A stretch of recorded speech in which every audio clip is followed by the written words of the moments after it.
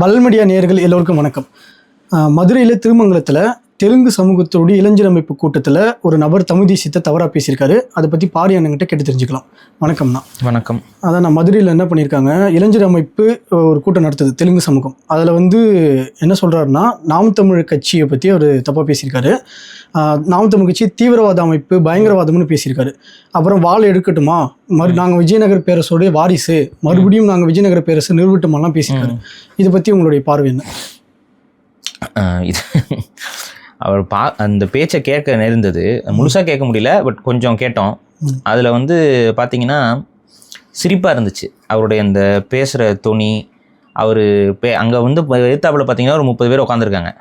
அந்த 30 பேர்கிட்ட இவர் என்ன பேசணும்னு இருக்குல்ல, என்னமோ அங்கே லட்சக்கணக்கான மக்கள் இவர் கூட வாழை ஏந்தி நிற்கிற மாதிரியும், அந்த 30 பேருமே நீ ஏதாவது போட்டு வண்டியில் ஏதோ ஒரு டெம்போ ட்ராவலில் காசு கொடுத்தா கூட்டு வந்த மாதிரி இருக்குது. ஏன் அதை நான் சொல்கிறேன் அப்படின்னா, அங்கே இருந்த ஆட்களை பார்த்தீங்கன்னாவே தெரியும், ரொம்ப பாமர மக்கள் மாதிரி தான் இருந்தாங்க.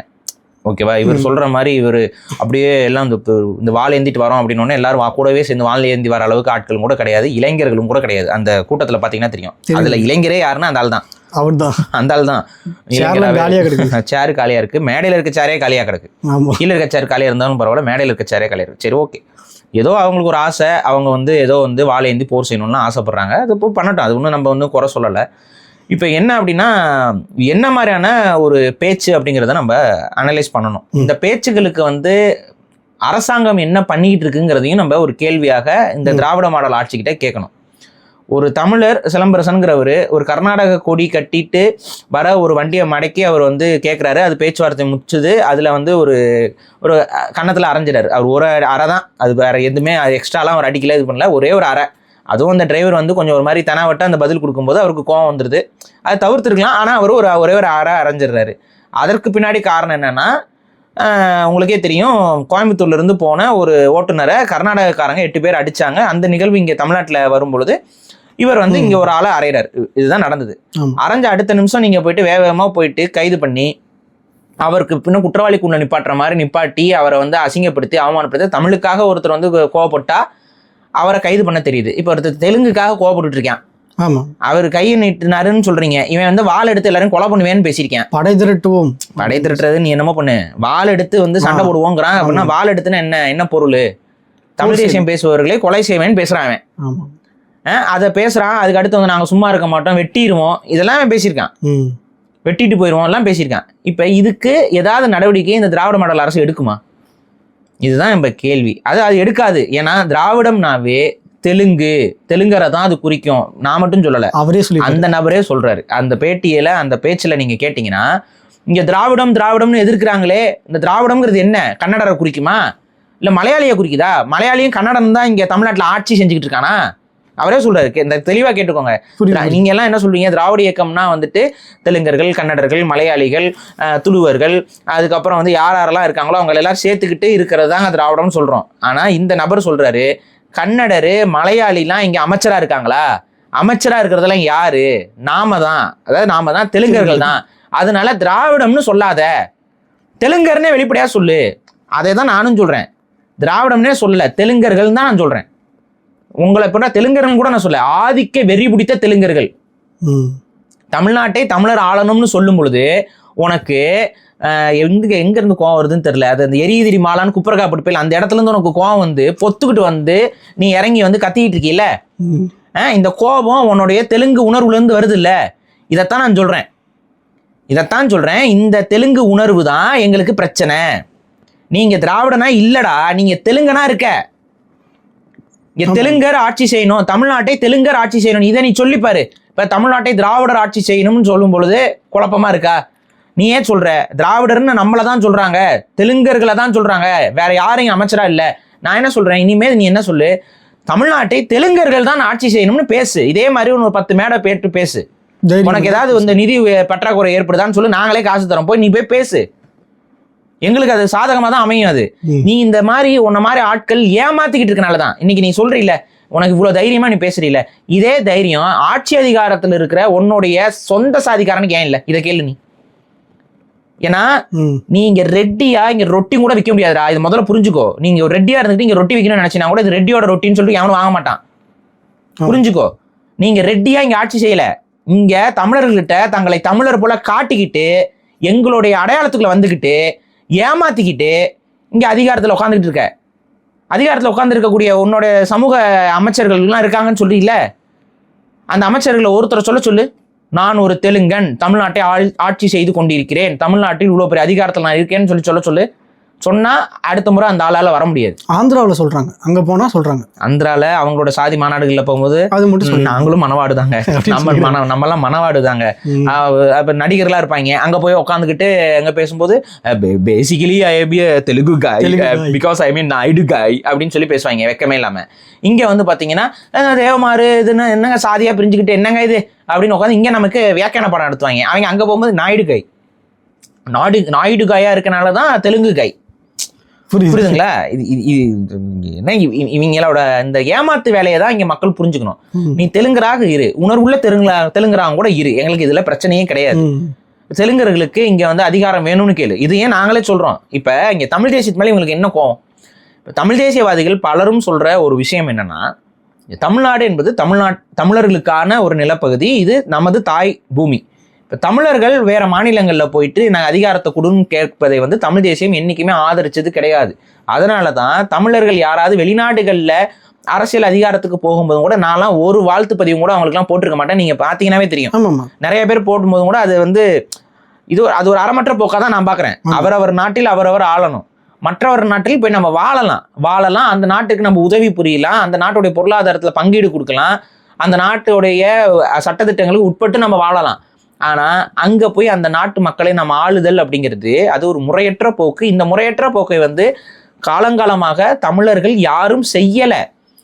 இப்ப தமிழ்ல மூவேந்தர்கள் வந்து பல முறை படையெடுத்திருக்காங்க, பல முறை வெளிநாடுகளுக்கு போயிருக்காங்க, படையெடுத்துலாம் வந்திருக்காங்க. ஆனா எங்கேயாவது மூவேந்தன் இங்க இருந்து போன ஒரு சோழ மன்னன் அங்க போய் உட்காந்து ஆட்சி செஞ்சுட்டு இருந்தான்? கிடையாது. அப்படி ஒரு நிகழ்வே இருக்காது, எங்கேயுமே இருக்காது. முழுக்க தமிழர்களுடைய பகுதியில் மட்டும்தான் அவர்கள் ஆட்சி அதிகாரத்தை செலுத்தினார்களே ஒழிய வேற ஒரு நாட்டு பகுதிக்கு போயிட்டு அவங்க அங்க ஆட்சி அதிகாரங்களை செலுத்தியது இல்லை. இதை வந்து முதல்ல புரிஞ்சுக்கோங்க. அங்க போனாலும் என்ன பண்ணுவாங்கன்னா, அங்க இருக்கிற ஒரு நபரை முடிசூட்டிட்டு வருவாங்க, இவங்களுக்கு வேண்டப்பட்ட ஒரு நபரை முடிசூட்டிட்டு வருவாங்க. ஏன்னா அதுதான் நியாயம். இப்ப கடாரம் வரைக்கும் சோழர்கள் படையெடுத்து போனாங்க, அங்க போய் கடாரத்தை போய் ஆட்சி செய்யல, மாறாக அவங்களுக்கு வேண்டப்பட்ட ஒருத்தரை சோழர்களுடைய படையையும் கொடுத்து நீங்க வந்து நம்மளுடைய கப்பல்கள் போக்குவரத்து இதுக்கெல்லாம் வந்து பாதுகாப்பா இருந்து இங்க ஆட்சி செய்யுங்க. அவரும் அந்த வாரிசுல யாராவது ஒரு ஆள் இருப்பாரு, அண்ணனோ தம்பியாவோ, யார் இவங்களுக்கு உடன்பட்டவர்களாக இருக்கிறாங்களோ அவங்களுக்கு முடிசூட்டிட்டு வந்துருவாங்க. வணிக நோக்கத்துக்காக செஞ்சாங்க. அது வணிக நோக்கம் தான் பிரதானம். அது நோக்கம் என்னன்னா நம்மளுடைய வணிக கப்பல்களை வந்து தடுத்து நிப்பாட்டுறாங்க. அப்ப அந்த இடத்துல நம்ம அதிகாரத்தை செலுத்த வேண்டிய கட்டாயம் நமக்கு இருக்கு, தேவைப்படுது. அப்ப நம்ம வேற வழி இல்லை. அவங்க வந்து அங்க போற கப்பல்கள் எல்லாம் அடிச்சு புரிஞ்சு கொள்ளையடிச்சிட்டு இருக்காங்க. அந்த கொள்ளையடிக்கிறது யாருன்னு பார்த்தா அந்த கொள்ளை கூட்டத்துக்குலாம் வந்து அந்த கடார அரசர் தான் வந்துட்டு ஆதரவா இருக்கிறாரு, அவர் தான் அந்த கொள்ளையடிக்கிறாரு. சோழ கப்பல்கள்ல வளங்கள் அதிகமா இருக்குங்கிறனால போராடப்பறம்லாம் அப்ப வணிகர்களுக்கு பாதிப்பாகும். சோழ நாட்டோட வணிகம் செய்யறதுக்கு சீனர்கள் வரமாட்டாங்க. சீன தேசத்தோட வணிகம் தொடர்ந்துகிட்டு இருக்கு. அப்ப மலாய பகுதிகள், இந்த பகுதிகளுக்கெல்லாம் போய் வணிகம் போற வணிகர்கள் பயப்படுவாங்க, அஞ்சுவாங்க. உயிருக்கு உத்தரவாதம் கிடையாது, திருட்டு பயம் அதிகமா இருக்கு, அப்ப பாதுகாப்பு பத்தலை. அப்படிங்கும்போது இது சிக்கலாகும். அப்ப அந்த இடத்துல வந்து அவங்க சொல்லி பாக்குறாங்க, ஓலை அனுப்பி பாக்குறாங்க, நீங்க அந்த இடத்துல இருக்கக்கூடிய கடல் கொள்ளையர்களை ஒடுக்கணும் அப்படின்னு சொல்றாங்க. அவன் வந்து அப்பெல்லாம் ஒடுக்க முடியாது, அது இதுன்னு அவன் பேசிக்கிட்டு இருக்கான். இது நீ ஒடுக்கலைன்னா நான் வந்து ஒடுக்குறேன் அப்படிங்கிறேன். இவன் எப்படி கடல் கடந்து இவ்வளவு தூரம் வந்துருவானான்னு சொல்லிட்டு தனாவட்டில பதில் வருது. அப்ப கடல் கடந்து போய் தான் நம்ம பாடம் புகட்டணும்னு சொல்லிட்டு அங்க போய் அங்க பாடம் புகட்டிட்டு வராங்க. போகும்போது அப்புறம் அந்த பகுதியில் இருக்கிற அவங்களுக்கு வேண்டப்பட்ட ஒரு மன்னனை வந்து முடிசூட்டிட்டு வராங்க. இதுதான் நடந்தது. இதுதான் ஒரு மாண்பு, அறம். நம்ம போயிட்டு அடுத்த நாட்டில் போய் உட்காந்துட்டு ஆட்சி செய்யறதுங்கிறது அறம். அது வந்து ஒரு தேவையில்லாத பிரச்சனைகளையும் தொடர் துயரத்தையும் தான் உருவாக்கும், பல குழப்பங்களுக்கு விதியாக தான் அமையும். எடுத்துக்காட்டுக்கு வந்து பார்த்தீங்கன்னா பிரிட்டிஷ் பேரரசு. பிரிட்டிஷ் பேரரசு என்ன பண்ணா, எங்கெங்கெல்லாம் போறானோ அங்கெல்லாம் அவன் ஆட்சி செய்ய ஆரம்பிச்சான். எந்தெந்த நாட்டெல்லாம் கைப்பற்றுறானோ அவன் அங்கே உட்காந்து பிரிட்டிஷ் காலனி அப்படின்னு சொன்னான். அது என்னாச்சு? இன்னைக்கு வரைக்கும் அந்த அவன் பிரிட்டிஷ்காரன் கால் எடுத்து வச்ச அத்தனை நாடுகள்லையும் இன்னைக்கு குழப்பமும் பிரச்சனைகளும், அங்க இருக்கக்கூடிய மக்களுடைய உரிமைகளும் அங்க வளங்களும் பெரிய அளவு பாதிப்புகளாகி நிற்குது, தொடர்ந்துகிட்டு. இன்னைக்கு வரைக்கும் பிரிட்டிஷ்காரன் வந்து சொதப்பி விட்ட சொதப்பல் வந்து உலக நாடுகள்ல பல நாடுகளுக்குள்ள போராகவே மாறி நிற்குது. எல்லாத்துக்கும் காரணம் யாருன்னா இவன் தான், இந்த பிரிட்டிஷ்காரனுக்கு தான். இதே போல இப்ப நீங்க அலெக்சாண்டர் எடுத்துக்கோங்க. அலெக்சாண்டர் உலகத்தையே ஆளணும்னு சொல்லிட்டு அவன் படையெடுத்து அப்படியே வந்தான், இங்க இந்தியாவோட வடபகுதி வரைக்கும் வந்தான். வந்து அவனோட அதிகாரி அவங்களுக்கு அவனுடைய பிரதிநிதிகளை அங்கே இங்கே செகுலர்ஸ் நிக்காடுற வரைக்கும் அவன் வந்து தன்னோட பிரதிநிதிகளை இங்கே ஆட்சியில் அமர செஞ்சான். கடைசியில் என்ன ஆச்சு? அவனாலேயே அந்த ஆட்சி அதிகாரத்தில் அலெக்சாண்டர் இறந்ததுக்கப்புறம் அந்த ஆட்சி வந்து முழுக்க முழுக்க உடஞ்சு சுக்குநூறாக போச்சு. ஆமாம், இதுதான் நடந்தது. அப்போ இதான் முதல்ல நம்ம புரிஞ்சுக்கணும். ஒவ்வொரு அவங்க மண்ணை அவரவர்கள் ஆளணும். இப்போ உங்களுக்கு ஒரு வீடு இருக்குது, அந்த வீட்டில் நீங்கள் ஒரு தலைமகனாக இருக்கீங்கன்னா நீங்கள் தான் அந்த வீட்டுக்கு உடைய நல்லது கெட்டதெல்லாம் எது நல்லது, உங்கள் தங்கச்சிக்கு என்னது நல்லது கெட்டது, உங்கள் அக்காவுக்கு என்னது நல்லது கெட்டது, உங்கள் வீட்டில் இருக்க அப்பா அம்மாவுக்கு எது நல்லது கெட்டதுங்கிறதுலாம் நீங்கள் யோசிப்பீங்க. நீங்கள் சிறுவராக இருக்க வரைக்கும் உங்கள் அப்பா யோசிச்சிருப்பாரு. ஸோ இதுதான் ஒரு குடும்பத்தை வழி நடத்தும். அதே போல் தமிழ்நாட்டுக்கு எது நல்லது கெட்டதுங்கிறத இந்த மண்ணின் மைந்தர்கள் தான் முடிவு பண்ணும். இந்த மண்ணின் மைந்தர்கள் யாரு? தமிழர்கள், தெலுங்கர்கள் கிடையாது. தெலுங்கர்கள் இந்த மண்ணுக்கு எப்படி பிரிட்டிஷ்காரர்கள் வந்தாரோ, எப்படி இஸ்லாமிய படையெடுப்புகள் வந்ததோ, அதுபோல நீங்களும் ஒரு காலத்தில் படையெடுத்து வந்தீங்க. அவ்வளோதான். அது இப்படி தான் சொல்கிறாரு. நம்ம அதான் அந்த பெருமையே உங்களுக்கு இருக்குது பாருங்க. விஜயநகர பேரரசு ஆக்சுவலாக அதில் வந்து பெருமைப்படுறதுக்கு தெலுங்கர்களுக்கு ஒன்றும் கிடையாது. ஏன் அப்படின்னா தெலுங்கர்களுக்கும் விஜயநகர பேரரசுக்கும் பெரிய அளவு சம்மந்தம் இல்லை. விஜயநகர பேரரசில் வேலை செஞ்சீங்க நீங்கள். ஒன்றும் அந்த அரசர்களுடைய மரபோ அரசர்களுடைய கூட்டமோலாம் கிடையாது. இதை முதல்ல நீங்கள் புரிஞ்சுக்கணும். விஜயநகர பேரரசில் நீங்கள் வேலைக்காரர்களாக இருந்தீர்கள், படை வீரர்களாக இருந்தீர்கள். அவங்க சொல்கிற இடத்துக்கு சண்டை போடுறதுக்கு வந்தீங்க, வாழந்திக்கு தான் வந்தீங்க. அதுலலாம் எங்களுக்கு மாற்றுக்கிறது இல்லை. வாழந்தி தான் அங்கே இப்படி ஓ அப்படிங்கிறீங்களா, அந்த ஓ அப்படி தான் வந்த நீ, அவ்வளோதான். ஸோ அதெல்லாம் எங்களுக்கு மாற்றுக்கிறது கிடையாது. ஆனால் நீ வந்து கிருஷ்ணதேவராயரோட வாரிசு கிடையாது. அவங்களாம் துளு மரபு, புரியுதா? அதே போல் ஹொய்சாலா மரபு அங்கே இருக்குது, துளு மரபு இருக்குது. ஆனால் தெலுங்கு மரபுன்னு ஒன்று விஜயநகரத்தில் இல்லவே இல்லை. முதல்ல அதை புரிஞ்சுக்கோ. தெலுங்கர்கள் அங்கே விஜயநகர பேரரசுக்கு கீழே இருந்து ஆட்சி செய்த அவங்களுடைய அடப்பக்காரர்களாகவும் அவர்களுக்கான வேலையாட்களாகவும் அவர்களுடைய நிர்வாகத்தை பார்த்து கொண்ட படை வீரர்களாகவும் நிர்வாக அதிகாரிகளாகவும் தான் இருந்தாங்க. அப்படிதான் தமிழ்நாட்டுக்கு அவங்க படையெடுத்து வரும்போது உங்களெல்லாம் நிர்வாக அமைப்புகளாக அமர செஞ்சுட்டு அப்பாயின்மெண்ட் பண்ணிட்டு போனாங்க. அதனால தான் அங்கங்க அந்தந்த ஊர்ல அங்கங்க கொஞ்சம் கொஞ்சமா செதறி இருக்கீங்க. காரணம் என்னன்னா அதிகாரிகளா நீங்க வந்தீங்க. அங்க வந்து வரிய அது ஒன்றும் வரியெல்லாம் வந்து வசூல் பண்றதுலாம் இல்லை, திருடுறது தான். அவன் வந்து இங்க இருக்க இந்த நாட்டை வந்து முழுசா கொள்ளையடிச்சான். அந்த கொள்ளையடிக்கும் போது இதெல்லாம் கரெக்டா பார்த்து பகுத்துக்கு எங்களுக்கு அனுப்புப்பான்னு சொல்லும்போது நீங்க அதை நின்று செஞ்சுக்கிட்டு இருந்தீங்க. இதுதான் வேலை, புடுங்கி கொடுக்குற வேலை. அது புடுங்கி வேலைன்னு என்று நான் சொல்லலாம்னு நினைக்கிறேன். புடுங்கி கொடுக்கும் வேலை புடுங்கி வேலை. இந்த புடுங்கி வேலையை தான் நீ பண்ணிட்டு இருந்த. இதை தான் பண்ணிட்டு இருந்தேன். இது பண்ணிட்டு உனக்கு எதுக்கு இந்த ஆணவம், எதுக்கு இந்த ஆட்டம்? சரி, இதெல்லாம் இந்த ஆளு பேசுனதுக்கு நம்ம பேசுகிறோம். அடிப்படையில் என்னன்னா, இங்கே தமிழ் தேசியம் தெலுங்கரை எதிர்க்குதா அப்படின்னா இல்லை. ஏன் அப்படி நம்ம சொல்கிறோம் அப்படின்னா, இங்கே தமிழ்நாட்டுக்குள்ள தெலுங்கர்களுடைய முன்னோர்கள் வந்தாங்க. இப்போ இவன் வந்து இங்கே தான் பிறந்து வளர்ந்துருப்பான். இவன் இங்கே தான் வந்து இந்த மண்ணில் தான் வந்து பிறண்டிருப்பான். இந்த மண்ணை தமிழர்கள் நடந்து போன மண்ணில் தான் அவன் உருண்டிருப்பான். அந்த மண்ணை தான் எடுத்து வாயில போட்டு அப்பிருப்பான். அப்படின்னு பண்ணியிருப்பாங்க. அம்மா வந்து 4 சப்புன்னு அப்பிருப்பாங்க. அப்பிட்டு ஏன்டா மண்ணு திங்கிறிய, தமிழன் காலடிப்பட்ட மண்ணை தின்னு வளர்ந்துட்டு இருக்கியடா அப்படின்னு சொல்லி சப்புன்னு அறியும் போது அவனுக்கு அது அம்மா அப்படின்னு, அம்மான்னு சொல்லாது அம்மேன்னு சொல்லு அப்படின்னு சொல்லி போட்டு அடிச்சிருப்பாங்க. அப்புறம் வந்து இன்னும் இப்படிலாம் அடிச்சிங்கன்னா நான் வீட்டுக்கு போயிடுவேன் அப்படின்னு அவன் அழுதுருப்பான். அவன் அழுதுருக்கும் போது வீடுன்னு சொல்லாத, அதுக்கு என்னங்க தெலுங்குல வீடுலு அப்படின்னு சொல்லு வீடுலுக்கு போயிருப்பேன் அப்படின்னு சொல்லு. முதல்ல நீ ஏன்டா தமிழ்ல பேசுற, தெலுங்கு உணர்வே உனக்கு இல்லையாடா அப்படின்னு சொல்லிலாம் புளிர் நான் சப்புன்னு அடிச்சிருக்காங்க. நீ இந்த உனக்கு அவ்வளவு உணர்வு இருந்துச்சுன்னா நீ மேடை போட்டு நீ எதுல பேசியிருக்கணும்? நீ தெலுங்குல பேசியிருக்கணும். எந்த மணவாடு அப்படி, அது மலையாளம் மாதிரி வருது. சரி விடுங்க. எந்த மணவாடு, எந்த நம்ம மணவாடு வாழ் ஏந்துலுலு அப்படின்னு சொல்லி லுலு அப்படின்னு போயிட்டு இருக்கணும். நீ அதை விட்டு நீ என்ன பண்ணிட்டு இருக்க? தமிழ்ல பேசிட்டு இருக்க. ஏன்டா உன் உணர்வை வெளிப்படுத்துறதுக்கே வேற ஒரு மொழியை கடன் வாங்கி பேசிக்கிட்டு சொல்லிவிட்டு என்ன நீ இனமா தரன்ற நீ? இப்ப அந்த இனம் என்ன இனம்? தெலுங்கு இனம்னு சொல்ல வர. இந்த தெலுங்கு இனம்ங்கிறது எதை வச்சு நீ வரைய இருக்கிற? ஏன்னா நீ உன் சாதி மட்டும் சொல்லல. அவர் ஏதோ ஒரு குறிப்பிட்ட ரெட்டியோ ஏதோ ஒரு சமூகத்தை சார்ந்தவர் போல அவன் சமூகத்தை மட்டும் நீ சொல்லல இனம்னு. நீ தெளிவா சொல்ற. நம்ம வந்து எம்பிசில இருந்தாலும், நம்ம பிசில இருந்தாலும், நம்ம எஸ்சியில இருந்தாலும் நம்ம எல்லாம் ஒன்னா தரணும், இனமா தரணும்னு சொல்ற. அப்ப ஒரு சமூகம் அது அப்படி இருக்காது. ஒரே சமூகம் வந்து எஸ்சியில, ஒரே சமூகம் பிசியில, ஒரே இதுன்னு இருக்காது. அப்ப இது மொழிவழி இனத்தை தான் நீ சொல்ற. அது தெலுங்கு இனத்தை தான் நீ சொல்ற. இப்ப உனக்கு தெலுங்கு இனம்ங்கிறது உனக்கு எப்படி இவ்வளவு தெளிவா தெரியுது?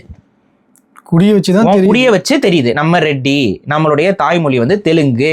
நம்ம தமிழ்லயே பேசினாலும் தமிழ்ல நம்ம மாட்டுலாடுறோம். அதனால நம்ம தெலுங்கர்கள் அப்படிங்கிறது உனக்கு தெளிவா தெரியுது. உன்னுடைய மொழியை வச்சு நீ உன்னை நான் ஒரு தெலுங்கர் அப்படின்னு வரையறுத்துக்கிற பாரு. இதை நான் வரவேற்கிறேன். அதே போல எனது மொழியை வைத்து எனது குடியை வைத்து நான் ஒரு தமிழர் அப்படிங்கிற நான் வரையறுத்துக்கும் பொழுது உனக்கு ஏன் எரியுது? இவ்வளவுதான் கேள்வி. அப்ப நான் என்ன தமிழன்னு சொல்லும்போது பிரிவினைவாதம், நீ உன்னை தெலுங்குன்னு சொல்லும் பொழுது பக்கவாதமாடா இந்த கேள்வி வருதுல்ல, என்ன நோக்கம் இவங்களுக்கு? அப்ப தமிழனா இருக்கக்கூடாது, தெலுங்கனா இருப்போம், தெலுங்கனா இருப்போம். ஆனா தமிழனா ஆயிடக்கூடாது. ஐயோ என்ன தமிழன் நாம் தமிழருங்கிறாங்க. அவன் சொல்லும் போது பாத்தீங்களா, அதை நாம் தமிழருங்கிற அப்படின்னு அந்த வாயில நடுக்கம். அதுலயே அந்த நாம் தமிழருங்கிறதே அவன் வாயில ஒழுங்கா வரல, நடுக்கம் உனக்கு வருது. இதுக்கு எதுக்கு இந்த வெறி எதுக்கு உனக்கு? அது மட்டும் இல்லைண்ணா, இப்போ வந்து அவர் என்ன சொல்றாருன்னா, நீங்க வந்து தமிழர்னு சொல்றீங்கல்ல, இது ஒன்றும் பருப்புலாம் வேவாது, நாங்க வந்து படை திரட்டுவோம் அப்படின்லாம் சொல்றாரு. உன்னோட தெலுங்கு வடை மட்டும் சுற்றுமா வெந்துருமா? சொல்லு, நீ என்ன படையை தட்டுவ சொல்லு? தெலுங்கு படையை திரட்ட போறியா? அந்த ராமன் வந்து அனுமார் படையை திரட்டின மாதிரி தெலுங்கு படையை திரட்ட போறியா? அப்படியே வந்துட்டு எல்லாம் வருவீங்களா? எனக்கு புரியல, என்ன பண்ண போற? தமிழ் தேசியத்துல 10 லட்சம் பேர் வந்து நம்மளை அழிக்கிறதுக்காக இருக்கிறாங்க. யார் ஒன்று அழிக்கிறதுக்கு இருக்கா சொல்லு? நீ யாரை குறை சொல்றியா? அவங்க மேலேயும் நமக்கே 1000 விமர்சனம் இருக்கு. அவங்களே வந்து வேட்பாளர்கள்ல பொறுப்பாளர்கள்லாம் தெலுங்கர்கள் தான் பண்ணிட்டு இருக்காங்க. நம்ம அதை விமர்சனம் பண்ணிட்டு அலையிறோம். தேவையில்லாம ஓவரா தூக்கிட்டு வராதிங்க. தமிழன் அடிபட்டாங்க கூட இது அப்படின்னு சொல்லி காந்திய வேடமும் இயேசு வேடமும் போட்டு சுத்திக்கிட்டு இருக்காங்க. நம்ம இங்க அவங்கள விமர்சனம் பண்ணிட்டு இருக்கோம். இவன் வந்து அவங்கள விமர்சனம் பண்றானா கிறுக்கு பையன். நான் ஒரு அடிப்படையான ஒரு கேள்வி கேட்கிறேன். இப்ப தெலுங்கர்களை எதிர்த்து தமிழ் தேசியவாதிகளோட ஸ்டேட்மெண்ட் என்ன? இதை மட்டும் நீ பதில் சொல்லு. தெலுங்கர்கள் இந்த மண்ணில் வாழ்றாங்க, அவங்க படையெடுத்து ஒரு காலத்துல வந்தாங்க. அவங்களுடைய பேரர்களோ பேத்திகளோ அவங்களுடைய வம்சாவளிகள் தான் இன்னைக்கு இங்க இருக்கீங்க. நீ ஒன்றும் படையெடுத்து வரல. அப்ப தமிழ்நாட்டுக்குள்ள பிறந்த ஒரு குறிப்பிட்ட வருடத்துக்கு முன்னாடி பிறந்திருக்கக்கூடிய தெலுங்கர்கள் தமிழ்நாட்டவர்களாக இருக்கிறார்கள். அதுல அவங்களை யாரும் வந்து இங்கேருந்து கிளம்பி போகலாம்னு சொல்லலை. நம்ம என்ன சொல்றோம்னா, உங்களுக்கு ஒரு சதவீதம் இருக்குல்ல, மக்கள் ஜனத்தொகை இருக்குல்ல, நீ சொல்றீல்ல நாங்கள் வாள் எடுத்துட்டு வந்தோம்னா அந்த வாள் எடுத்து எத்தனை பேர் வருவீங்க? அந்த கணக்கு தான் எங்களுக்கு வேணுங்கிறோம்.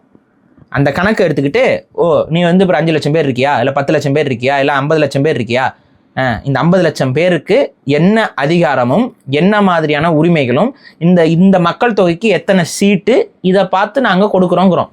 இது உனக்கு ஏன் எரியுது? இப்போ பெரும்பான்மையாக நாங்கள் இருக்கோம், தமிழர்கள் இருக்கோம். இப்போ தமிழர்கள் ஒவ்வொருத்தவங்களும் ஒவ்வொரு குடி இருக்கு. அந்தந்த குடிகளும் குடிவாரி கணக்கெடுப்பு எடுக்கணும்னு சொல்கிறோம். அந்த குடிவாரி கணக்கெடுப்பில் இப்போ வன்னியர் எவ்வளோ பேர் இருக்காங்க, பறையர்கள் எவ்வளோ பேர் இருக்காங்க, கோணார்கள் எவ்வளோ பேர் இருக்காங்க, உடையார்கள் எவ்வளோ பேர் இருக்காங்க, இந்த மாதிரி நாடார்கள் எத்தனை பேர் இருக்காங்க, இதெல்லாம் கணக்கு எடுத்து அவங்க எவ்வளோ பேர் இருக்காங்களோ எவ்வளோ சதவீதம் இருக்காங்களோ அதுக்கு தகுந்த ரெப்ரசன்டேஷனை கொடுக்கறதான சமத்துவம். இத்தனை மக்கள் இருக்காங்க, இத்தனை மக்களுக்கு தகுந்த இத்தனை சீட்டு நம்ம கொடுத்தோம்னா இந்த சமூகத்திற்கான ரெப்ரசன்டேஷனை நம்ம கரெக்டாக கொடுக்குறோம்னு அர்த்தம். அதே போல் இப்போ தெலுங்கர்கள் இருக்காங்கல்ல, இப்போ தெலுங்கர்கள் தமிழ்நாட்டில் எத்தனை சதவீதம் இருப்பீங்க? 5% இருக்கீங்க அப்படின்னா இந்த 5% ரெப்ரசன்டேஷனை வாங்குங்க. அதுக்கெல்லாம் யாரும் தடையாக இல்லை. ஆனா ரெப்ரசன்டேஷனுக்கு தகுந்த மாதிரி தான் நீ இருக்கியா? நீ ஏன் போய் கணக்கு எடுத்து பாரு. நீ சொல்றிய இத்தனை தெலுங்கர்கள் அதிகாரத்துல இருக்கோம்னு சொல்றீல்ல, இத்தனை தெலுங்கர்கள் எப்படி அதிகாரத்துக்கு வந்தாங்க? இததான் கேள்வி. அப்ப நீ தெலுங்கரா அதிகாரத்துக்கு வரல, மாறா என்ன பண்றேன்னா திராவிடருங்கிற அடையாளத்துக்குள்ள போற. அந்த திராவிட அடையாளம்னா திராவிடர்னாலும் தமிழர்னாலும் ஒண்ணுன்னு சொல்ற. புரியுதா? திராவிடர்னா என்னன்னு கேட்டா திராவிடர்னாலும் தமிழர் என்றாலும் ஒன்று அப்படிங்கிற. கடைசியில் என்ன சொல்ற? நாங்க தான் தெலுங்கர்கள் தான் திராவிடர்னு இவங்க சொல்றாங்கிற. அப்புறம் திராவிடத்துல பாருங்க தெலுங்கு மட்டும் தானே இருக்கான், இங்க அதிகாரம் பண்றான் அப்படிங்கிற. அப்ப என்னன்னா திராவிடம்ங்கிற அந்த ஒரு காமன் டெர்மினாலஜியை பொய்யா உருவாக்கி வச்சுக்கிட்டு அதுக்குள்ள வந்து உட்காந்துக்கிற. தப்பு செய்யும் போது தப்பு நடக்கும் போதெல்லாம் தமிழர்கள் அப்படின்ற, சாதி வெறி தமிழர்கள்ங்கிற, சாதி வெறி திராவிடர்களும் வாயிலிருந்து வராது. ஆமா, ஈவேரா உங்க சாதிக்காரர் தானே, அவர் என்ன சொல்றாரு? இந்த தமிழ் மக்களை ஒரு கெட்ட வார்த்தை, அவங்க தொழில்கள் எல்லாத்தையும் அடக்கிய ஒரு கெட்ட வார்த்தை, அதை சொல்லி பைய மக்களா நான் வந்து விட்டுட்டு போறேன் அப்படின்னு சொல்லி பேசுறதுக்கு வாய் வருது. இந்த தமிழர்களும் நான் வந்து இந்த மக்களா நான் விட்டுட்டு போறேன் அப்படின்னு. இந்த இடத்துல என் திராவிடர்கள் வாயில வரல. அப்ப இழிவுபடுத்தி சொல்லும் பொழுதெல்லாம் நீங்க என்ன சொல்றீங்க? தமிழர். பெருமைப்படுத்தி சொல்லும் பொழுதெல்லாம் திராவிடர். அது மட்டும் இல்லைன்னா நாயக்கர் கடப்பாறை நாயக்கர் ரெட்டி கடப்பாறை எடுத்து நாங்க வந்து தமிழ் தேசத்தை உடைப்போம்னு பேசுறாரு. ஏன்னா இவரு பிராமண கடப்பாறை காதுல உழுதுங்க. கடப்பாறை நாயக்கர், எந்த நாயக்கரோட கடப்பாறையை எங்க போய் பிடிச்சா எங்க போய் எடுத்த? எனக்கு புரியல, என்ன உளறிக்கிட்டு இருக்க? நாயக்கர் கடப்பாறை எடுத்து எதை உடைக்க போற? தமிழ் தேசத்தை உடைக்க போற. அப்ப தமிழ் தேசிய கோட்டை ஆயிடுச்சு, அதை ஒத்துக்கிட்ட. அந்த பயம் உனக்கு இருக்கு, கால் நடுங்குது உனக்கு. சொல்லு, என்ன ஆச்சு உனக்கு? அப்ப கிறுக்கு பயலாட்டம் பேசிக்கிட்டு இருக்கேன். இவனுக்கு என்னன்னா, அவங்க சமூகத்தில் இருக்கவங்கலாம் திமுகவிலையும் அதிமுகவிலையும் போய் உட்காந்துக்கிட்டு திராவிடருங்கிற போர்வையில் உட்காந்துக்கிட்டாங்க. அவங்களுக்கு அதிகாரம் கிடைச்சிட்டு இருக்கு. இவருக்கு வந்து கொஞ்சம் தெலுங்கு உணர்வு கொஞ்சம் அதிகம் போல, அந்த இன உணர்வு கொஞ்சம் அதிகமாக அப்படியே பூரிக்கிட்டு இருக்குது. சரி, ஓகே, நல்லதுதான், நம்ம வரவேற்கிறேன். ஆக்சுவலாக தெலுங்கு உணர்வு அந்த நபருக்கு இருப்பதை நான் வரவேற்கிறேன். ஆனால் அந்த உணர்வை எப்படி வெளிப்படுத்தணுங்கிறது அந்த பைத்தியத்துக்கு தெரியல, அவ்வளோதான் விஷயம். வாள் எடுப்பேன் இதை எடுப்பேன்லாம் பேசிக்கிட்டு இருந்தீங்கன்னா உன்னை நுங்க எடுத்துருவாங்கடா போலீஸு. முதல்ல அதை புரிஞ்சுக்கோ, இனிமேல் எல்லாமே பேசாத. நல்ல புள்ளையா சமத்து புள்ளையா நம்ம சமூகத்தவர்கள் படிக்கணும். இப்போ உங்கள் சமூகத்தை சார்ந்த மினிஸ்டர்களாக இருக்கக்கூடிய நேரு இவங்கெல்லாம் இருக்காங்கல்ல, அவங்ககிட்டலாம் போய் கேளு. அவங்களாம் எவ்வளோ சமத்தா வந்து அதில் ஊழல் வழக்கெல்லாம் வரும்போதும் கூட அப்படியே போனோமா, திருப்பதிக்கு ஒரு 33 லட்சத்தை கொடுத்தோமா, அங்கே சாமி கும்பிட்டோமா, அங்கேருந்து லட்டை வாங்கி கொண்டு வந்து எல்லாருக்கும் இங்கே பகிர்ந்து கொடுத்தோமா, அப்படியே இப்போ ஏதாவது பிரச்சனை ரொம்ப வந்துச்சுன்னா பிஜேபி காலில் போய் கொஞ்சம் விழுந்தோமா, நிர்மலா சீதாராமனை போய் பையனை விட்டு பார்க்க சொன்னோமா, அவங்க போய் காலில் விழுந்துட்டு வந்தாங்களா? நான் கேட்குறேன், நிர்மலா சீதாராமனை போய் உங்களோட சமூக தலைவர் ஒரு ஆள் போயிட்டு காலில் விழுகிறாப்லையே, அப்போ நீ போய் இந்த கோவத்தை காட்ட வேண்டியதானே? வாள் எடுக்க வேண்டியதான், வாள் எடுத்துட்டு விஜயநகர வாரிசு எப்படிடா போய் காலில் விழுகணும்? ஏன்னா விஜயநகர வாரிசுகள் எல்லாமே காலில் விழுந்து வந்தவங்க தான்டா. இதை நான் சொல்றேன், புரியுதா? வித்யாரண்யன்கிற ஒரு பிராமணன் எல்லாம் நீலாம் என்ன காட்டுக்குள்ள வேட்டையாடிட்டு சுத்திட்டு இருந்திருப்ப. அந்த பிராமணன் முஸ்லீம் படையெடுப்புக்கு பயந்து போய் ஐயையோ நம்மளெல்லாம் அங்கே அடிக்கிறாங்களே, அவங்க நல்லா பயங்கரமா நல்லா மாட்டுக்கறி அதுன்னு சாப்பிட்டு நல்லா காட்டா மாதிரி இருக்கானுங்களே, நல்லா அடிக்க வராங்க, நம்மளால திரும்ப சண்டை போட முடியேன்ட்டு அவன் பதட்டத்துல வேற ஒரு காட்டு பயில தேடலான்னு சொல்லி காட்டுக்குள்ள போய் பார்த்தா நீ ஒன்று உட்காந்துக்கிட்டு இருந்த. பிராமண ஆதிக்கத்தை அவன் தான் நீ கூப்பிடும் போது நீ என்ன சொன்ன, இல்லப்பா நீ வந்து என்ன வந்து தொடவே மாட்டேன் தீண்டவே மாட்டேன், நீ என்ன நீக்கு வர அப்படின்னா உன நான் சத்திரியர்னு அறிவிக்கிறேன், நீ வந்து என் கூட சண்டை போடுவோம் அப்படின்னு சொன்ன உடனே அவன் காலில் விழுந்துட்டு தாண்டா வந்தீங்க. இந்த ஒரு அடிப்படை வரலாறு தெரிஞ்சுக்கோ முதல்ல. அந்த புத்தி ஒன்று மாறுதா உனக்கு? இன்னும் போய் ஏதாவது பிரச்சனைனா போய் பிராமணர் காலில் விழுகிறதே. திருப்பதி ஏழுமலையான இங்கிருந்து நல்லா சாமி கும்பிட்டா வரமாட்டாரா? ஏழுமலையானுக்கு இந்த உலகத்தில் வேற எங்கேயும் இடம் இல்லையா? திருப்பதிக்கு தான் போகணுமா? அங்கே போய் பிராமணர் காலில் விழுகிற, இங்க வந்து பிராமணர் காலில் விழுகிற. உனக்கு என்ன பிரச்சனை? டெல்லியில போய் விழுகிற, நீ போய் முதல்ல கடப்பாரேன்னு பேசுறதுக்கு உனக்கு ஏதாவது தகுதி இருக்கா? மென்மையா நடந்துக்கோ. மென்மையா நீ எப்படி காலில் விழுகிறியோ அது மாதிரி மென்மையா தமிழர்களுடைய காலில் விழுந்து நாங்கள் எங்களுடைய உரிமையை பெற்றுக்கொள்வோம்னு சொல்லி அதுல ஒரு நியாயம் இருக்கு. அப்படிதான் நீ பண்ணவும் போற. இப்ப அப்படிதான் நீ பண்ண போற. அதான் நடக்கும், அதான் சாத்தியக்கூறு உண்டு. ஆனா இந்த மாதிரி தமிழர்களை வந்து வெறுப்பேத்துற மாதிரி இந்த வாள் எடுத்து வெட்டுவேன் வேல் எடுத்து குத்துவேன்லாம் பேசிக்கிட்டு இருந்தா ரொம்ப தப்பா போயிடும் தம்பி, ரொம்ப தப்பா போயிடும்.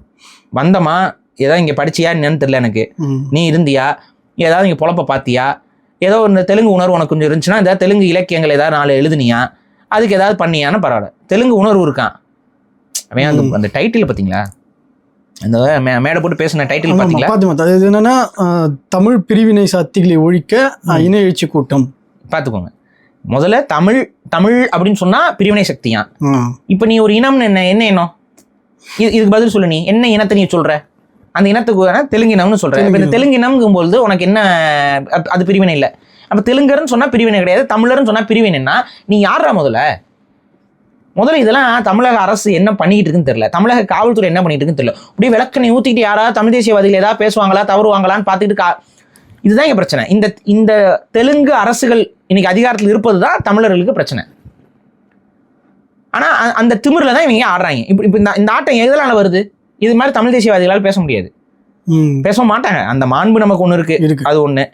ரெண்டாவது வந்துட்டு நம்ம வந்து இன்னைக்கும் நம்ம என்ன பார்க்குறோம், இங்க இருக்கக்கூடிய பிரச்சனை செய்யாத தமிழர்களோட இணக்கமாக வாழணும்னு நினைக்கக்கூடிய எந்த ஒரு தெலுங்கரையும் நம்ம எதிரியாகவோ இதுவோ பார்க்கறதே கிடையாது. இன்ஃபேக்ட் நம்ம அப்படி பார்க்கறதே கிடையாது. அவங்க ஒரு தேசியம், அவ்வளோதான். அவங்க இந்த நம்ம நாட்டில் இருக்கிற இடத்துல அவங்க நமக்கு உரிமை இருக்கு. அதே போல அவங்களோட நிலப்பகுதியில் நம்ம மக்களும் வாழ்ந்து கொண்டு தான் இருக்காங்க. பிரச்சனை இருக்கக்கூடாதுன்னு நம்ம சொல்றோம். இங்க அவங்களோட நிலப்பகுதியை அவங்க ஆட்சி செய்யறாங்க. ஒரு ஸ்டேட்டுக்கு 2 ஸ்டேட்டா நீங்க வச்சிருக்கீங்க. 2 ஸ்டேட்லயும் தெலுங்கர்கள் தானே, வேற யாராவது தமிழர் ஆட்சி செய்யறாங்களாப்பா? மாரிகிரி ஆட்சி செய்யறாங்களாப்பா? இல்ல. அதே போல கர்நாடகா எடுத்துக்குவோம், கர்நாடகாவில் கன்னடர்கள் தானே ஆட்சி செய்யறாங்க, வேற யாராவது மாற்றி ஆட்சி செய்யறாங்களா? கேரளாவில் மலையாளி தானே ஆட்சி செய்யறாங்க. இதே போல இந்தியாவில் இருக்க ஒவ்வொரு ஸ்டேட்லயும் அவன் மாநிலத்தவர் தான் ஆட்சி செஞ்சுட்டு இருக்காங்க. ஏதாவது மாத்திக்கிட்டு ஏதாவது ஆட்சி பண்றீங்களா? ஆனா தமிழ்நாட்டில் மட்டும் மாற்றி ஆட்சி செய்வோம்னு சொல்றது இருக்குல்ல, இதுக்கு தான் என்ன காரணம்னு கேட்கிறேன். அப்ப தமிழர்கள் உங்களுக்கு அடிமையா இருக்கணும்னு நீ ஆசைப்படுறீல்ல, இது எப்படி நியாயம்னு நீ நினைக்கிறேன்? அப்ப எங்களுக்கு வரலாறு கிடையாதா? எப்ப நீ இங்க இப்ப போன விஜயநகர பேரரசை பத்தியே பேசிக்கிட்டு இருக்கிற, அதை பத்தி பேசணும்னா அதுல 1000 இது இருக்கு. நீ என்னமோ நினைச்சிட்டு இருக்க விஜயநகர பேரரசா அப்படிங்கிற. அப்படிலாம் இல்ல, அப்படிலாம் ஒன்றும் நீ பெருமைப்படுற அளவுக்குலாம் ஒன்றும் கிடையாது ராஜா. நான் வரலாறெல்லாம் இன்னும் ஆழமா ஆய்வு செஞ்சுன்னா பேச ஆரம்பிச்சேன்னா உனக்கு உண்மையே ரொம்ப கஷ்டமா போயிடும். நான் அதெல்லாம் சரி வேண்டாம் அப்படின்னு சொல்லிட்டு கடந்து போறோம். முழுமையான வரலாறுலாம் எடுத்து எல்லாம் எழுதி வச்சிருக்கிறாங்க, புத்தகங்கள்ல இருக்கு. தேவைன்னா போய் படிச்சுக்கோ. கஷ்டமா இருக்கும் படிக்கும்போது, பட் ஒரு டிஸ்க்ளைமர் நான் கொடுக்குறேன். ரொம்ப கஷ்டமா இருக்கும், ரொம்ப வருத்தமா இருக்கும். அப்படியே கொஞ்சம் என்னடா இப்படி தான் நம்ம அதிகாரத்துக்கு வந்தோமா அப்படிங்கிறதெல்லாம் கேள்விப்படும்போது ரொம்ப கசப்பா இருக்கும். ஆனா அப்படிதான் வந்திருக்க. அதை மனசுல வச்சுக்கிட்டு அதெல்லாம் வந்து அப்படிலாம் இல்லை. உங்கள் அந்த மன்னர்கள் உருவம்லாம் பார்த்துருக்கலாம், அவங்கள வால் ஏந்திட்டுலாம் வரல. புரிஞ்சுக்கோ, வால் ஏந்தினவன் பாவன் யாரோ ஒருத்தர் செத்து மண்ணோட மண்ணா போயிட்டாவன். அவங்கள பயன்படுத்தி ஒருத்தவங்க ஆட்சி அதிகாரத்துக்கு வந்திருக்காங்க. அதே மாதிரி நீ இன்னைக்கெல்லாம் வாழ ஏந்திட்டு வந்தா நீ செத்து தான் போவ. நீ வாழ ஏந்தும் போது நாங்களாம் என்ன புல் பிடிங்கிட்டு இருப்போமா? இந்த கேள்வி வரும்ல. நீ வாழ ஏந்தி வரும்போது நாங்கள் எங்கிட்ட வாழ இல்லை. ராஜா ஒன்று புரிஞ்சுக்கோ, இப்போ தமிழர்கள் வரலாறு எடுத்து பார்க்கும் பொழுது உலக மனிதர்கள் கற்காலத்தில் இருக்கும்போது இங்கே மெட்டலர்ஜி நடந்துகிட்டு இருந்துச்சுடா, இரும்ப உருக்கிட்டு இருந்தோம். புரியுதா? அப்போ எங்களுக்கு வாள் வந்து புதுசு கிடையாது. நீ வந்து வாள் எடுத்துட்டு வருவேன்னா நாங்க அது வரைக்கும் புல்லு பிடிங்கிட்டு இருக்க மாட்டோம். அதை மண்டையில ஏத்திக்கோ. பல நாடுகளுக்கு அந்த வாள் உருவாக்குறது இவன் மேல வந்து சட்ட ரீதியான நடவடிக்கை வந்து தமிழக அரசு எடுக்காது. எடுக்கல அப்படின்னா அப்புறம் வேற யாராவது தமிழர்கள் எடுக்க வேண்டிய சூழலுக்கு வந்துடும். அதனால இந்த மாதிரிலாம் பேசிக்கிட்டு தமிழர்களை கொல்லுவேன் குத்துவேன்லாம் பேசிக்கிட்டு இருக்கான். அவன் மேலாம் நடவடிக்கை எடுங்கப்பா, எடுங்க. ஏதாவது கொஞ்ச நாச்சு ஒரு நடுநிலையா நின்னுக்கோங்க. உங்களோட சமூகத்திற்கு மட்டும் அப்படியே இருக்காதீங்க. இப்ப அவன் பேசியிருக்கான்ல, அவன் மேல ஏதாவது வழக்கு பதிவு பண்றீங்களா? குறைஞ்சபட்சம் வழக்கு பதிவு பண்ணீங்களா? இவன் வாழேந்திட்டு இருக்கேன்னு சொல்லும் பொழுது அப்புறம் இது வாழேந்து என்ன பண்ணுவான்? டான்ஸ் ஆடுவானா? அந்த இந்த ஆட்டம் ஆடுவாங்களே அந்த மாதிரி துணியை பிடிச்சிட்டு ஆடுவாங்க அவங்க, அது மாதிரி இப்படி ஆடுவான். அவன் என்ன பண்ணுவான்? அவன் வாழேந்திக்கிட்டு சண்டைக்கு தயாராகதான் சொல்ல தெரியல. அவங்ககிட்ட தான் கேட்கணும். வாழேந்தி நீ என்ன பண்ண போற? சரி சண்டைக்கு போடுற கேஸ்லாம் உன் மேலே விழுகாதா? எங்க மேலே தான் விழுகுமா? உன் மேலாம் விழுகாதா? காப்பாத்திடுவாங்களா உன்னை? என்னடா பேசிக்கிட்டு இருக்க? லூஸ் அவர் பேசுறாரு. நீ வந்து என்ன நீ கேட்கணும்? இங்க பாருங்க, நாங்க இவ்வளவு நாளா இருக்கிறோம், எங்களை வந்து பிரிச்சு பேசாதீங்கன்னு சொல்றீங்கன்னா கூட ஒரு நியாயம் இருக்கு. உன்னை நாங்க பிரிச்சும் பேசல. உனக்கு என்ன பிரச்சனைனா இங்க தமிழர்கள் தமிழ் தேசியம் பேசிட்டு அதிகாரத்துக்கு வந்துருவாங்கன்னு பதற. அது பயம் இருக்கு. எதுக்கு இப்ப தமிழர் அதிகாரத்துக்கு வந்துடும் உன்னை போட்டு அடிக்க போறோம்? நாங்க அப்படிலாம் நடந்துக்க மாட்டோம்டா. முதல்ல புரிஞ்சுக்கோ. இப்ப சோழர்கள் வந்து ஆந்திராவில் ஒரு பகுதியை ஆட்சி செஞ்சாங்க. அன்னைக்கு அது ஆந்திரா கிடையாது, அது தமிழகத்தோடைய எக்ஸ்டென்ஷன் தான். அதுக்கப்புறம் இருக்கவன் தான் அங்க தெலுங்கு மொழியா மாறி போறான், மொழி மாறி போகுது. அப்படி ஆட்சி செய்யும் போது கூட இந்த மொழி தமிழ் மொழி வேண்டாம்னு ஒதுங்கி ஓடினவன கூட தமிழராக இருந்த சோழர்கள் அவங்கள கட்டாயப்படுத்தல. அவங்க மொழிக்கு இலக்கணத்தை தான் வகுத்து கொடுத்தாங்க. சரி அப்படியாப்பா, மொழினா சரி, மொழினா சும்மா பேசிட்டு மட்டும் இருந்தா பத்தாதுப்பா, அதுக்கு ஒரு எழுத்து வடிவம் வேணும், வந்தா வச்சுக்கோ. இப்படிதான் அதை உருவாக்கணும். உனக்கு மொழியை உருவாக்கி கொடுத்தவனே தமிழன் தான். சும்மா அப்படி பேசிட்டு அலையாத அப்படின்னு சொல்லிட்டு அவங்கெல்லாம் தெளிவா கல்வெட்டுல தமிழர்கள்னு அடிச்சிருக்காங்க. கல்வெட்டு ஆந்திராவில் ஆட்சி செஞ்சாலும் அன்னைக்கு அது ஆந்திரா இல்லை, அன்னைக்கு அது தமிழ்நாட்டு பகுதி தான். அதுக்கப்புறம் நீ வந்து ஏதோ ஒரு வெறுப்பை வளர்த்துக்கிட்டு நம்ம தமிழர்னு அடையாளம் பண்ணக்கூடாதுன்னு சொல்லிட்டு நீ என்ன பண்ணிட்ட? நீ வந்து வேற ஒரு மொழியை கற்றுக்கிட்டு, அதான் அந்த காலில் விழுந்தோம்னா அப்புறம் காலில் விழும்போது அவன் சொல்கிறத கேட்டுத்தானே ஆகணும். அவன் பேச்சை கேட்டுக்கிட்டு நீ மாறிட்ட. உனக்குன்னு ஒரு மொழியை உருவாக்கிக்கிட்ட, சான்ஸ்கிரிட்டை தூக்கி கலந்து அப்படியே ஜிலேபி கொஞ்சம் அது கொஞ்சம் லட்டு கொஞ்சம்னு போட்டு ஏதோ ஒன்று உருவாக்கி வச்சுக்கிட்ட. அப்புறம் மாட்டில் ஆட ஆரம்பிச்சிட்ட. நீ மாட்டில் ஆடு, ஒன்றும் பிரச்சனை இல்லை எனக்கு. அப்படி சொல்லும்போது உன்னுடைய மொழிக்குமே இலக்கணத்தை வகுத்து கொடுத்தவர்கள் தமிழர்கள் தான். இப்படி சும்மா அலையாதப்பா, இந்தாப்பா இப்படி எழுதுப்பா, இப்படி பயன்படுத்துப்பா, உன் மொழியை ஒழுங்கா செம்மையாக பயன்படுத்துப்பான்னு சொல்லி உனக்கு அதை உருவாக்கி விட்டவங்க. அந்த நன்றி கடன் உனக்கு இருக்கா? ஏதாவது நாங்கள் ஒரு உருவாக்கி கொடுக்காம இருந்தால் நீ என்ன பண்ணியிருப்ப? கடைசி வரைக்கும் பேசிட்டு தான் சுற்றி இருப்ப, எழுதியே இருக்க மாட்டேன். எழுத்து வடிவமே வந்திருக்காது. நீ உனக்கு சந்தேகம்னா போய் பாரு, தெலுங்குடைய பழைய காலத்து மொழி கல்வெட்டு எந்த அரசர்களுடைய காலகட்டத்தில் உருவாச்சுன்னு போய் பாரு. நீயே போய் வரலாறு படி. ஆனால் இப்போ அவர் இன்னொரு விஷயம் சொல்றாருன்னா, திருவண்ணாமலையில் தெலுங்கர்கள் வர்றதுனால 99% வந்து தமிழர்கள் தான் பயனடைகிறாங்க, வியாபாரிகள். ஆனால் இல்லையே, அங்கே அதுவே ஒரு அப்பட்டமான தவறான கூற்று. இப்போ திருவண்ணாமலையை பொறுத்த வரைக்கும் இங்கே தெலுங்கர்கள் அதிகமாக வருவதற்கு அடிப்படை காரணம், திருவண்ணாமலையில் முன்னாடியே இந்த தெலுங்கர் வருகைக்கு முன்னாடியே தெலுங்கர்கள் கொஞ்சம் அளவில் அதிகமாக இருக்கிற நகரம் தான் திருவண்ணாமலை. திருவண்ணாமலையில் நீங்கள் அங்கே இப்போ உங்கள் சொந்த ஊர் அங்கே தானே, திருவண்ணாமலையில் உங்களுக்கு தெரியும். திருவண்ணாமலையில் வந்து தெலுங்கர்களுடைய பாப்புலேஷன் கொஞ்சம் ஒரு கணிசமான அளவுல இருக்கிற ஒரு ஊர் அது. அப்ப ஆல்ரெடி அங்க தெலுங்கர்கள் தான் அதிகாரத்துல இருந்தாங்க. ஆல்ரெடி தெலுங்கர்கள் தான் இன்னைக்குமே அங்க இருக்கிற மினிஸ்டர், அங்க இருக்க எம்எல்ஏக்கள் யார் எல்லாமே தெலுங்கர்கள் தான்.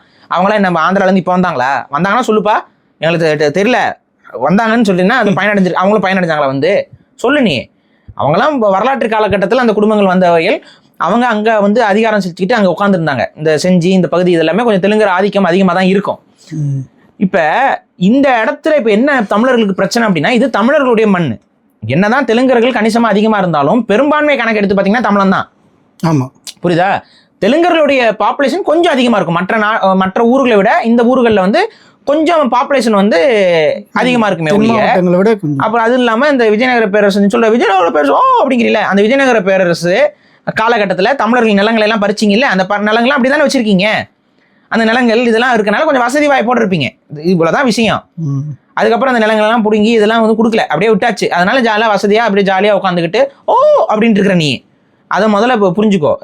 இந்த ஓ அப்படிங்கிறீல்ல, அந்த ஓவுக்கு பின்னாடி என்னன்னா இங்க தமிழரோட நிலம் தான், அந்த நிலத்தின் மூலமாக வந்த வளம் தான். அந்த வளங்களை எல்லாம் என்னைக்கோ ஒரு நாள் அரசாங்கம் வந்து பிடுங்கிட்டு போச்சுன்னா அதுக்கப்புறம் ஐயோ அப்படின்னு அழுக ஆரம்பிச்சிருவேன், மண்டையில் ஏற்றிக்கோ.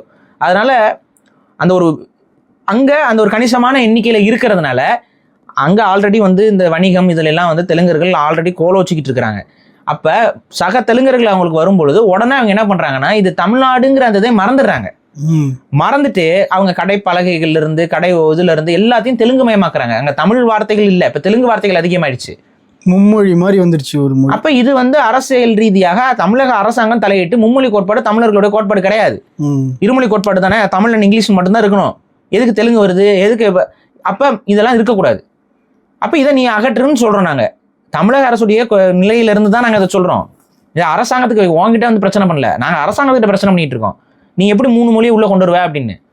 இருக்கக்கூடாதுன்னா இருக்கக்கூடாது. தமிழ்நாட்டுடைய பெயர் பலகைகள் எப்படி இருக்கணும்னு சொல்லி அரசாங்கம் ஜிஓ பாஸ் பண்ணியிருக்கு, அதுல தெலுங்குக்கு இடமே கிடையாது. புரியுதுங்களா? இதுதான். அதே போல தமிழர்கள் கணிசமாக வாழக்கூடிய மற்ற மாநிலங்கள் இருக்கக்கூடிய பகுதிகளில் தமிழ் பெயர் பலகை வைக்கும்போது நீ என்ன பண்ற? அங்க போய் அடிக்கிற உடைக்கிற.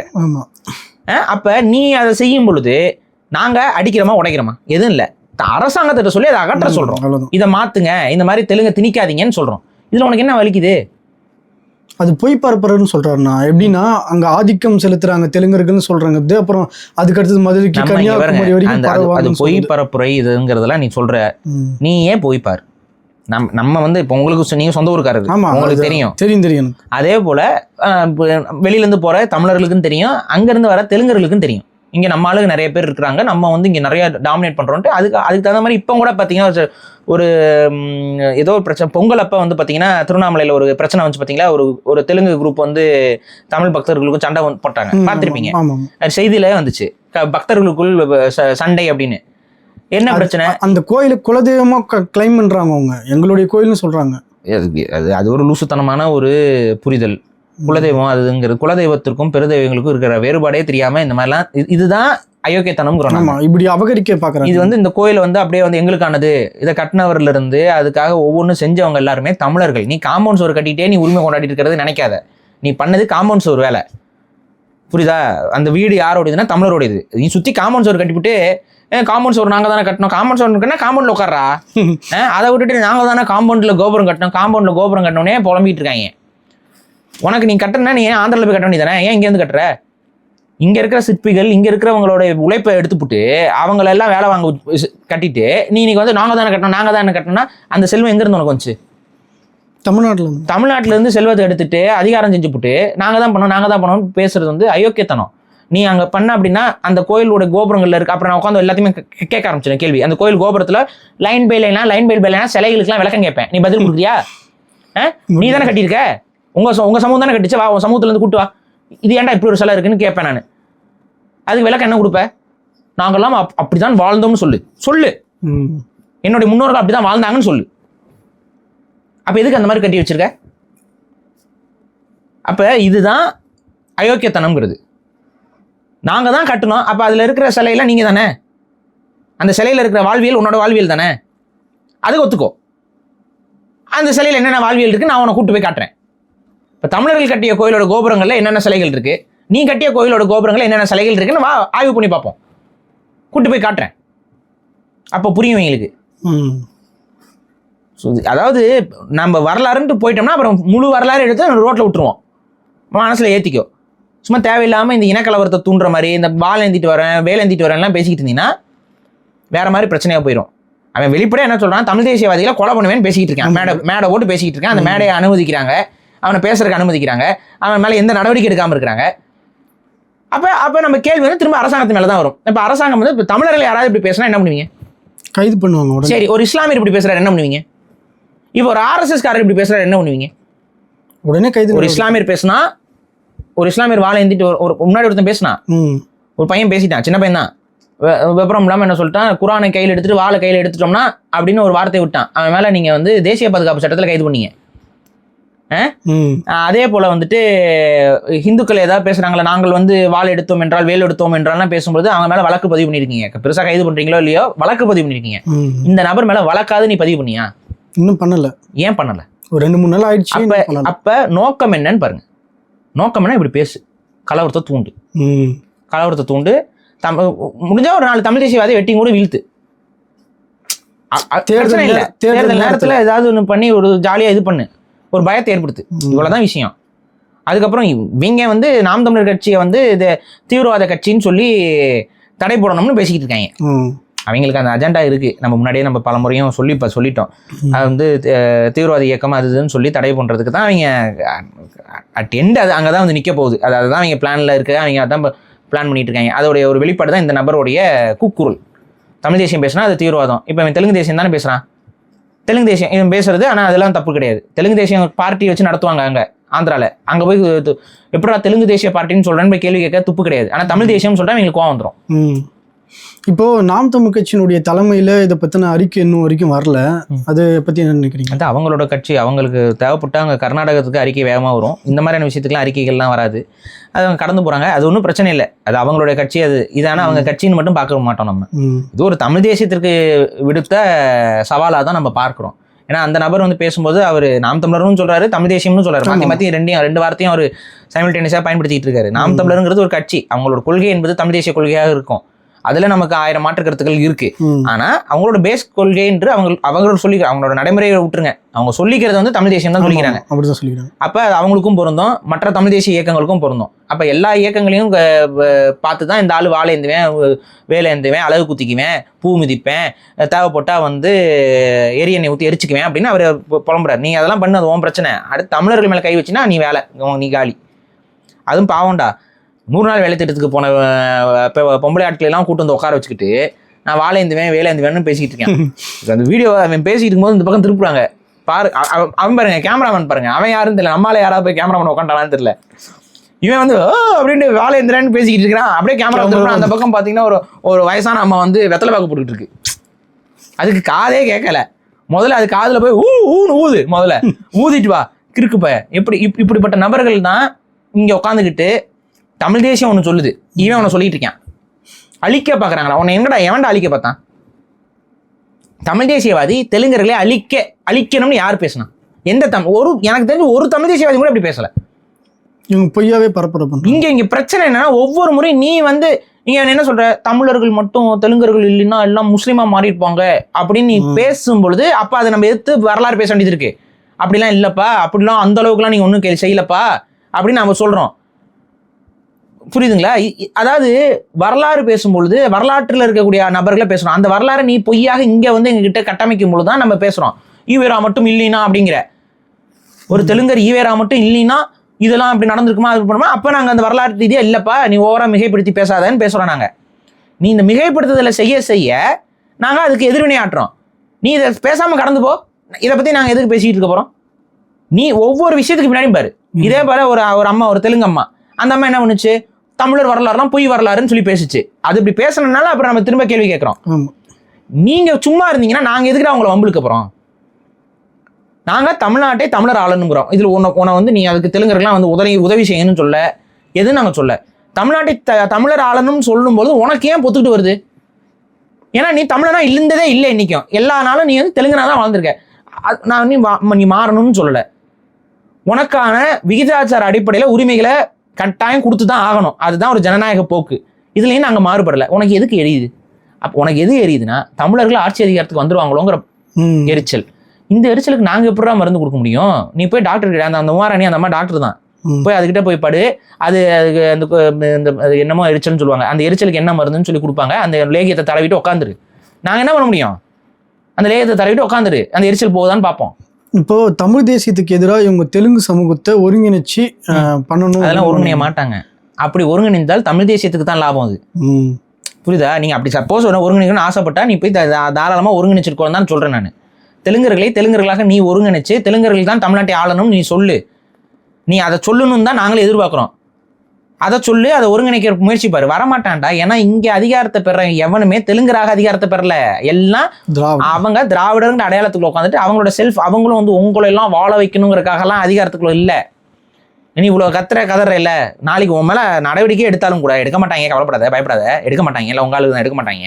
இப்போ எவ்வளவு கேவலமா சொன்னாலும் அவங்க எடுக்க மாட்டாங்க. இதுனா எடுக்க மாட்டாங்க, நமக்கு தெரியும். ஏன்னா அவங்க ஆளுக்கு தானே, அவங்க சாதிக்காரங்க தானே, அந்த சாதி உணர்வு இருக்கும்ல, அந்த சாதி வெறி இருக்கும்ல. இதான் தொடர்ந்து நடந்துருக்கு. நம்ம பார்த்துட்டு இருக்காங்க, எடுக்க மாட்டாங்க. நீ பயப்பட தேவையில்லை. ஆனா உன் மேல அப்படி சப்போஸ் நடவடிக்கை எடுத்தாலும் இவங்களாம் யாரும் வாய திறக்க மாட்டாங்க. அதை முதல்ல புரிஞ்சுக்கோ. நீ தான் கடைசியில் அனாதையா போவ. ஸோ அதை மனசுல ஏற்றிக்கிட்டு இங்கே தெலுங்கர்கள் உங்களுடைய உணர்வோடு இருக்கிறதுல எங்களுக்கு எந்த பிரச்சனையும் கிடையாது. ஆனால் அந்த உணர்வை உங்களுடைய குடும்பத்துக்குள்ளே தெலுங்கு பேசுறதுலையும் உங்கள் தாய்மொழியை மறவாமல் உங்கள் குழந்தைகளுக்கு சொல்லிக் கொடுக்குறதுலையோ அதுக்கு நீ பயன்படுத்து, அது பிரச்சனை எங்களுக்கு இல்லை. ஆனால் தமிழர்களை ஆளணும்னு ஆசைப்பட்டினா அப்போ நாங்கள் கேள்வி கேட்போம்.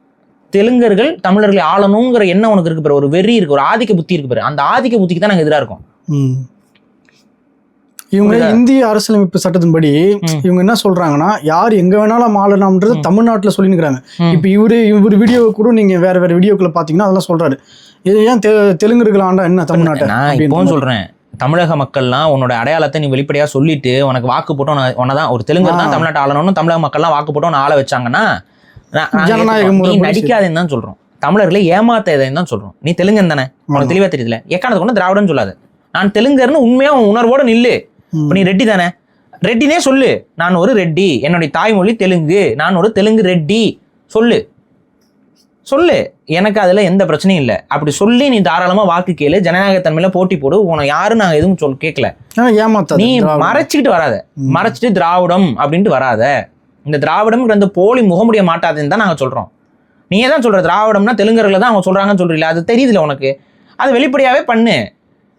ஆனா தமிழர்களை கொள்ளுவோம்னு சொன்னா நாங்க சும்மா இருக்க மாட்டோம். நீ பேசுனதுல பிரச்சனை என்ன? நீ தெலுங்கர்னு பெருமைப்பட்டுக்கிறதுலையோ இது பண்றதுலையோ எங்களுக்கு எந்த பிரச்சனையும் இல்லை. நான் இப்பவும் சொல்றேன், நீ தெலுங்கர் பெருமையான தெலுங்கர்னு சொல்லிக்கோ, பிரச்சனை இல்லை. ஆனா வாள் எடுத்துட்டு வந்து யாரை வெட்டுவ? தமிழர்களை தான் சொல்றேன். அப்ப அதான் இங்க பிரச்சனை. தமிழர்களை வெட்டுவேன்னு நீ பேசிக்கிட்டு இருக்க, உன்னை இந்த அரசாங்கம் அனுமதிக்குது, உன்னை கைது பண்ண மாட்டேங்குது. அப்பதான் இங்க பிரச்சனை வருது எங்களுக்கு. அதை தான் நம்ம இங்கே பதிவு பண்ணுறோம். நீங்கள் சொல்கிறதன் மூலிமா மக்களுக்கு புரிஞ்சிருக்கும் தமிழ் தேசியம் தான் தமிழ்நாட்டுக்கு ஒரே தீர்வுன்னு சொல்லிட்டு உங்களுக்கு புரிஞ்சிருக்கும். நன்றி. நன்றி.